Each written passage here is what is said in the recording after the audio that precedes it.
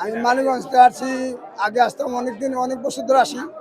এবছর আমি 28টা ডাক, 7জন ব্যান্ড পার্টি ভবাবলার আশ্রমে আসছি। আপনারা কি এর আগে কতবার আসছেন?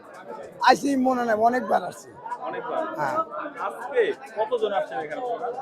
সবটি নাম আর এখানে সবই মিলে আমি আইছি 28টা ডাক, 7জন ব্যান্ড পার্টি, এ 35 জন আমি আইছি। আচ্ছা, আজকের যে এই ভবা বাংলার এই পূজাতে ঢাকের যে একটা ব্যাপার আছে যে 108টা ঢাক নাকি একসঙ্গে বের হয়, এটা 100 এই ব্যাপারে একটু জানাবেন আমাদের।